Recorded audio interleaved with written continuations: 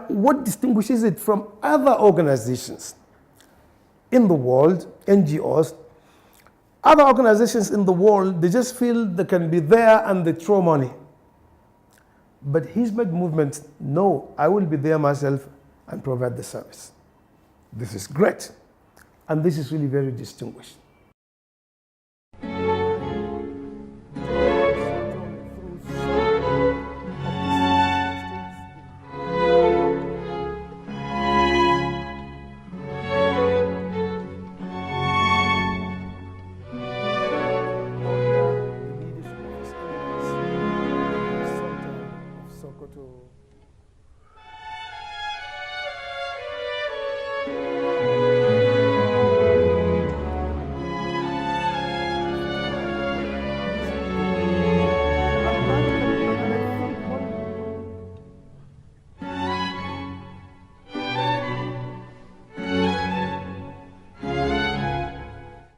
My names are Dr. Khalid Abubakar Aliyu, the Secretary General of JNI, Jama'atu Nasril Islam, the premier organization or umbrella organization of all Muslim organizations in Nigeria under the leadership of His Eminence, the Sultan of Sokoto, Alhaji Muhammad Saad Abubakar CFR MNI. Hizmet Movement, if you ask me what does it stand for, it stands for Islam, humanity, service, education,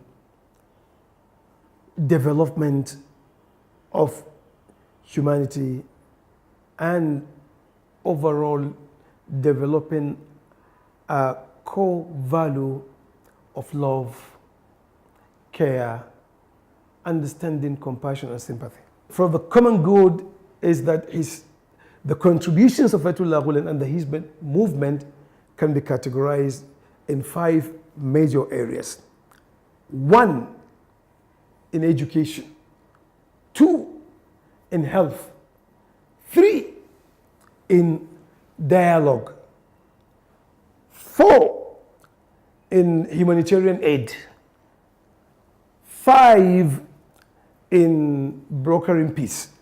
These are really very fundamental 5 areas for the common good of the society. For some time, Islam is being looked at with some suspicion, with double minds and so on. That Muslims are this or that. But Fethullah Gulen, may Allah reward him and prolong his life to continue this important service. And the Khidmah itself, the Hizmet movement, have now come to debunk all negative views about Islam and the Muslims through these service providers for humanity. The Hizmet movement, men and women, you see them highly educated, humble, lovable, caring, peaceful, and they are like military trying to walk. They are just walking, non-stop. Go there, education here, peace here, books here, provision of amenities there. This is really quite an important aspect. Distinguished qualities is that of sacrifice. Sacrifice, this you can see. And not only material, both material and immaterial sacrifice. And you wonder, how does this movement really manage to provide these services? And if they provide these services بغير مقابل, there's no substitution. Humanitarian services provided. I've been opportuned to be at the warehouse in Istanbul where you just go like you're in a store, and these clothes, shoes, books, bags, and so on, all ready to be taken to a war zone, to catastrophe zone. And this involves, only Allah knows, big amount of money, but they do it because the heart is clean. They take it fi sabilillah. Not for anything, but for the sake of Allah. This is really very, very important. And that what distinguishes it from other organizations in the world, NGOs, other organizations in the world, they just feel they can be there and they throw money. But Hizmet Movement, no, I will be there myself and provide the service. This is great. And this is really very distinguished. And the third distinguishing factor of Hizmet Movement from other movements is that it doesn't matter how remote an area is, you see them there. They drink the water of the people, they will drink the water they drink, the food they eat the same and they drink the same. They don't even remember the Hizmet Movement, service providers, they don't remember they are coming from a European country.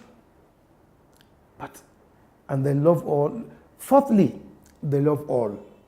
Fifthly, and they care. Hizmet Movement's philosophy is that I want to help, but I want to be there to do it myself. This is correct. No security. No. They are human beings like me. No electricity. No, I'm also a human being. This is care. This is love. You may find disparity in terms of the quality of life.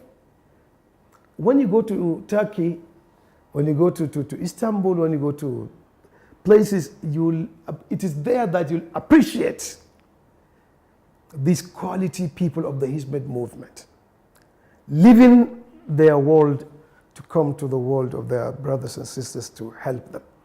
And this is what distinguishes Hizmet Movement from other movements within the Muslim world.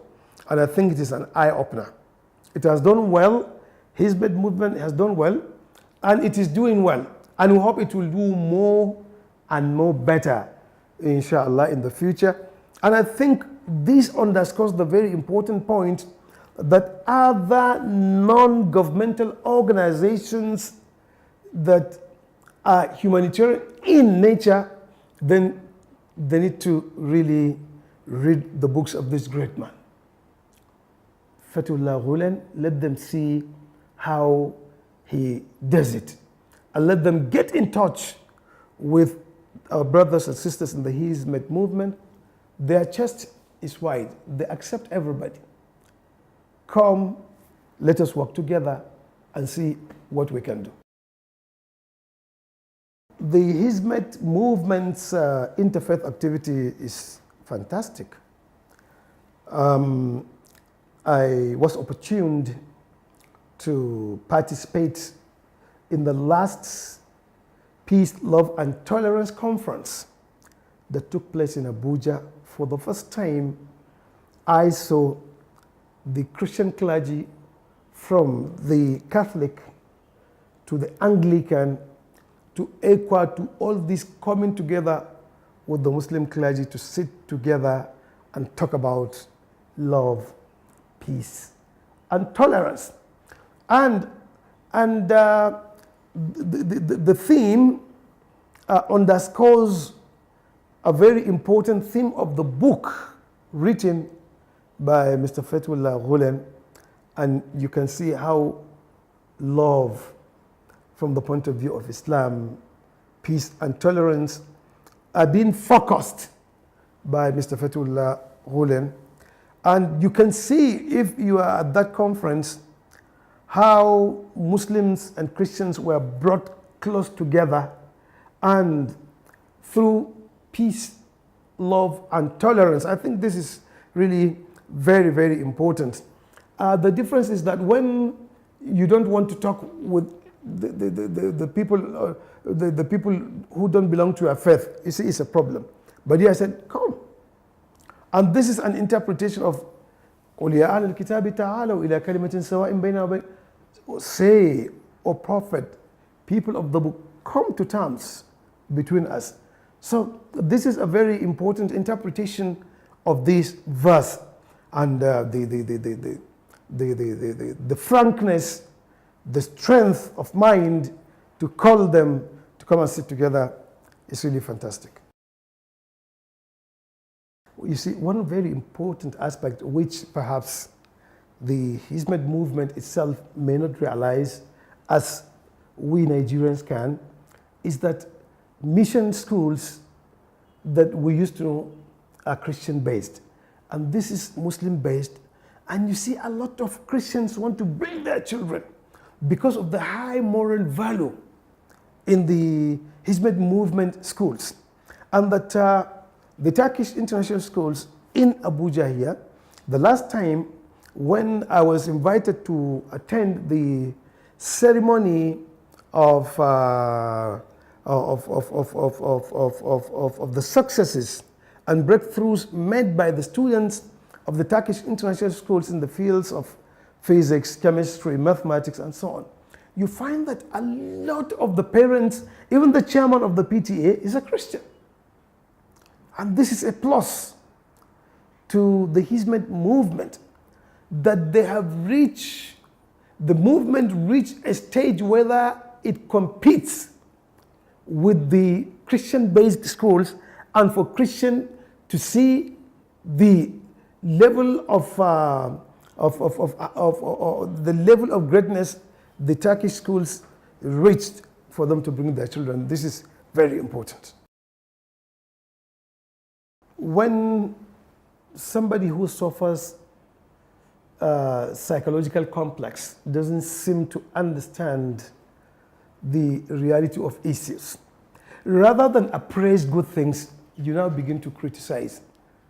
If you want to know the hidden agenda of Mr. Fethullah Gulen or Hizmet, it is in the service. The thinking, the concept, the philosophy, the objective, whatever, it is in the service. And the volunteers, you see them.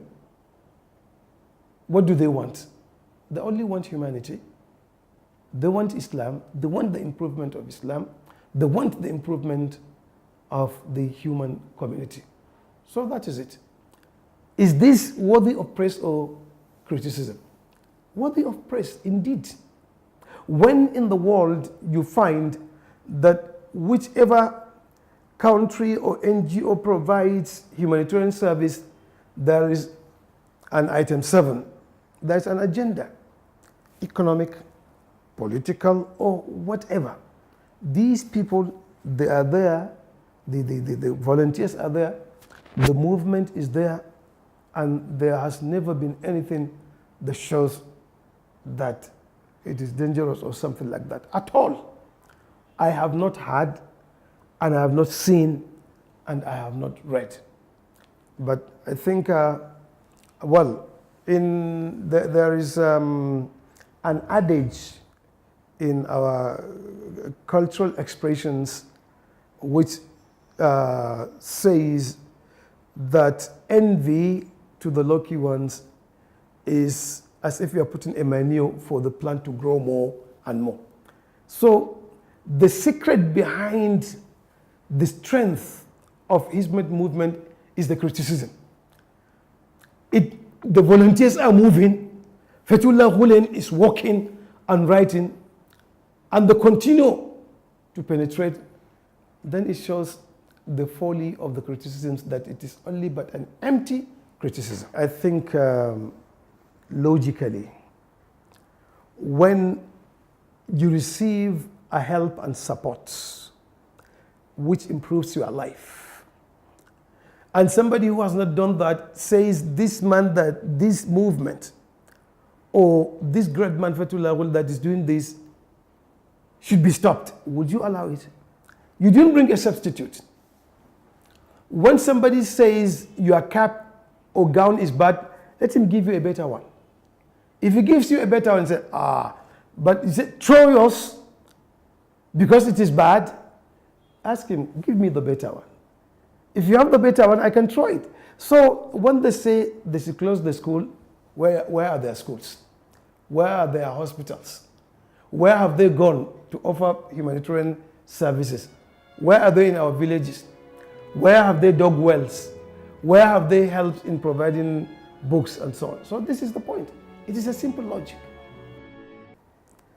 If these people are friendly, they are caring, they are loving, they are understanding, then certainly somebody who inspired them to do this must be very great. Fethullah Gulen is a distinguished personality. I'm very impressed with what I've experienced of the Hizmet movement. And I'll have to say the most impressive part of it all has been the ways in which persons integrate their professional life with their faith life and their devotion.